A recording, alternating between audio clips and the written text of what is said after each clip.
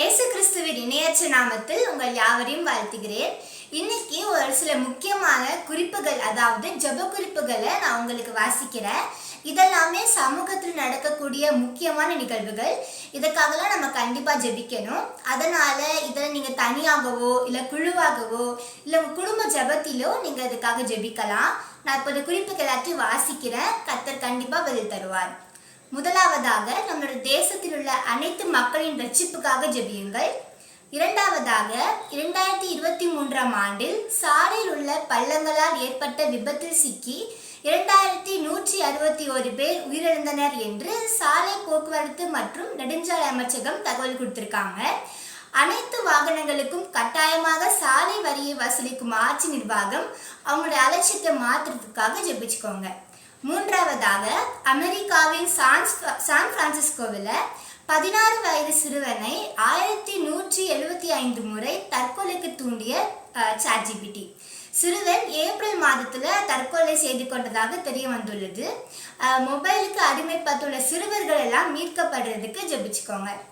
நான்காவதாக, விளையாட்டு மற்றும் ஊடகம் போன்றவற்றில் அதிகமான பின்பற்றுகிறவர்களை கொண்ட பிரபலங்கள் அவங்க தவறான வாழ்க்கை முறையால் அவர்கள் பின்பற்றுகிற பலர் பாதிப்படைந்து மோசமான சமூகத்தை உருவாக்குகின்றனர்.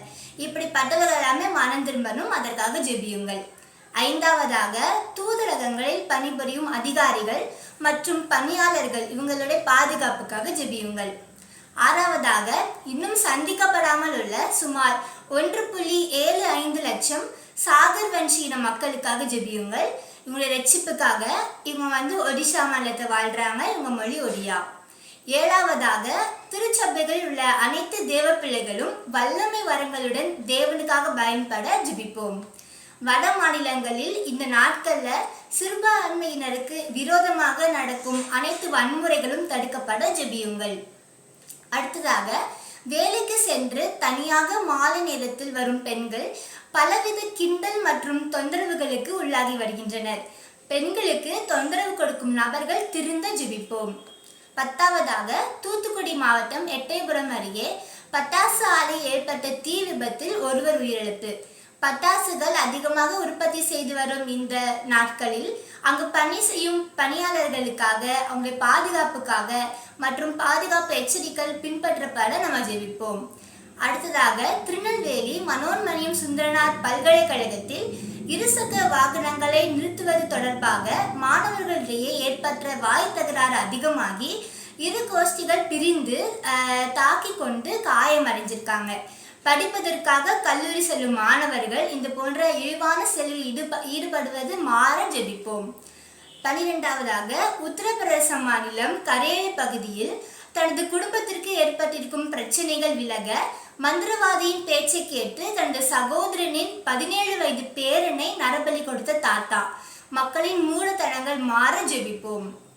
மத்திய பிரதேச மாநிலம் போபாலில் உள்ள ஒரு MLA தனது ஆதரவாளர்களுடன் மாவட்ட ஆட்சியரின் வீட்டு வளாகத்திற்குள் மாவட்ட ஆட்சியரை அடிக்க பாய்ந்ததால் பதற்றம்.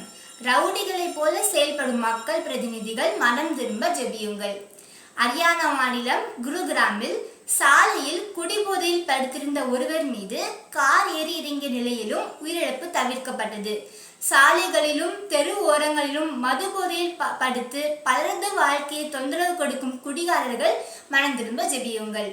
கடும் இறக்குமதி வரி விதிப்பு காரணமாக அமெரிக்காவில் உள்ள ஆட்டோமொபைல் உட்பட பல தொழில்கள் பெரும் பின்னடைவு மற்றும் நஷ்டத்தை அடைந்து வருவதால் பலர் வேலை இழக்கும் அபாயம்.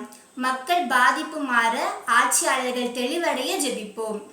இந்த ஜெப குறிப்புகளுக்கு கண்டிப்பாக ஜெபியுங்கள்.